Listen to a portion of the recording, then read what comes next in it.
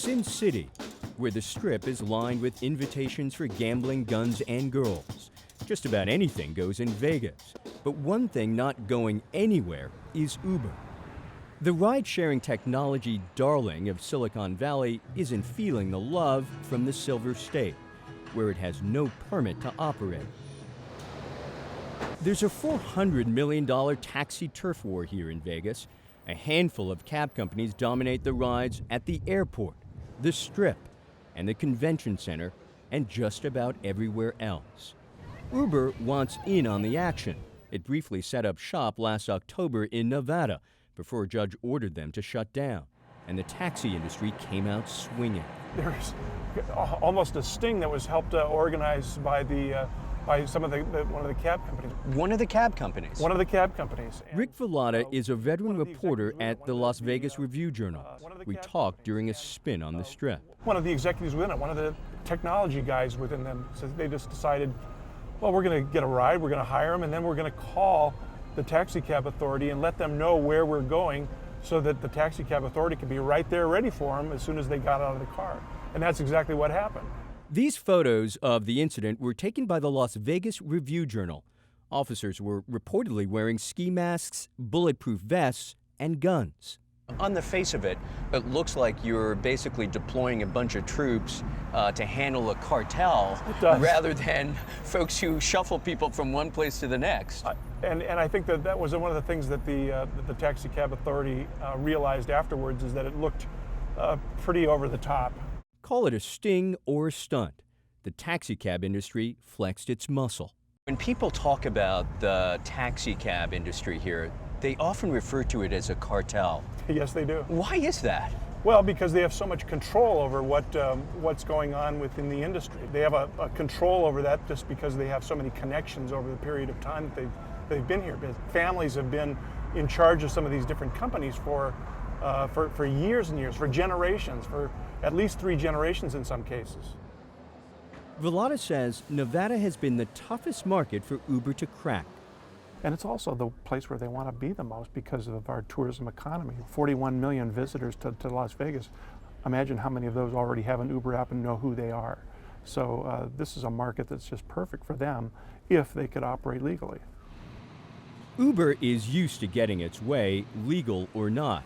It's rolled into 41 states and 300 cities worldwide, many times arguing current laws don't apply to them. Why? They say they're a technology company, not a transportation company.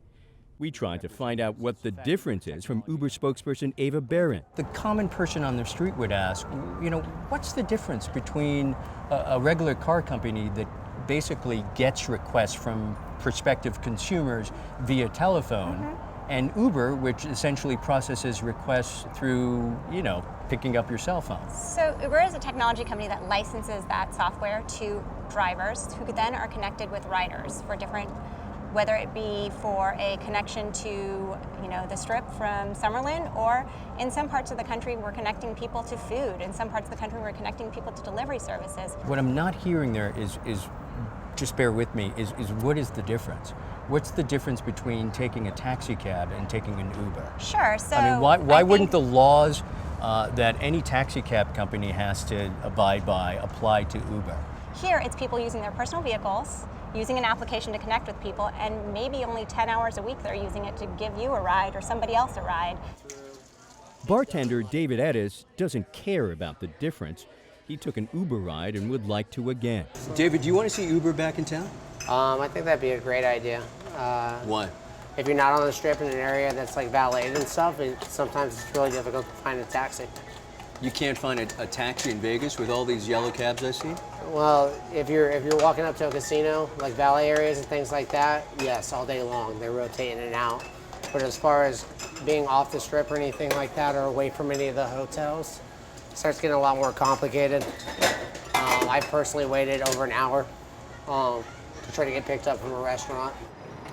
A poll by the Las Vegas Review-Journal showed more than 60% of respondents would prefer to take an Uber in Vegas. But so far, the taxi cartel has managed to keep them out.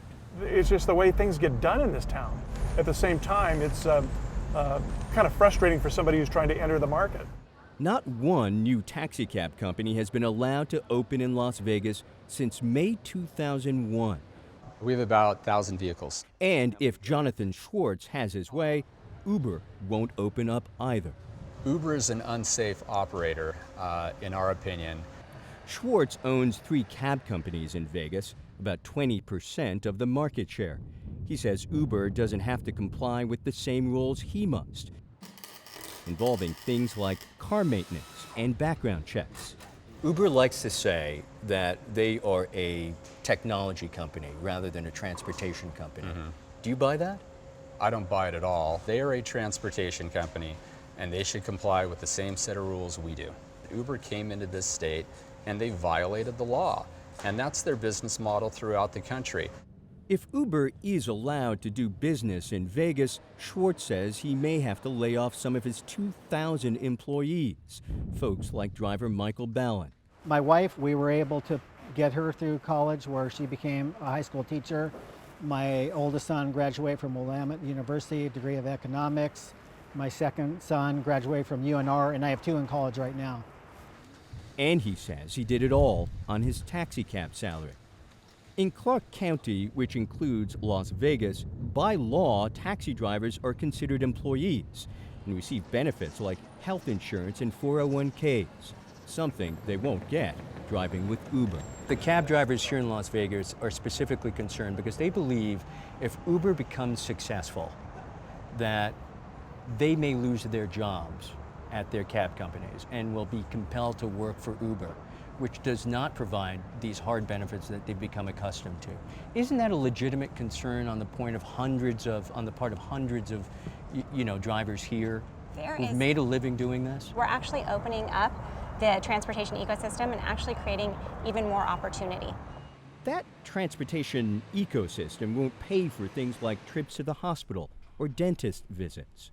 The vast majority of drivers are worried that they're going to come into our market and ruin the good thing we have here. The fight over Uber has moved from the Strip to Carson City, the capital. That's where 2 bills which would allow Uber to operate have unleashed armies of lobbyists from both sides. How many lobbyists and consultants do you have working on this issue right now? Oh, I think it's about 10 at this point. We've got to compete with Uber. Uber, I think, has 16. Uber may need all of those lobbyists, given the long-standing connections between the taxicab companies and the legislature. How far-reaching does that power extend? I mean, does it extend from Las Vegas all the way to Carson City, the capital? Oh yes, what you're talking about is people who have been in the industry for a long time, having relationships with these people who have been in the legislature for a long time, and it just keeps passing on. Do we also have situations where there are former industry types who go on to become politicians in Carson City? And the other way around too. We've got a couple of places where we've had people who have been in the legislature are now top officers in transportation companies. So it goes both directions. The taxicab companies have donated at least $750,000 in the past year to various officials in Carson City, and it may have paid off. The Uber bill was effectively killed just this week. The company will have to wait 2 years to get another bill introduced. We're not going to be like everybody else, and sometimes that means that we put the brakes on progress. Sometimes it means that we don't accept things that are accepted every place else. So that's just the way Nevada is. So while the rest of the country rushes to embrace the Uber phenomenon, Nevada is going its own way. Michael Oku, Al Jazeera, Las Vegas.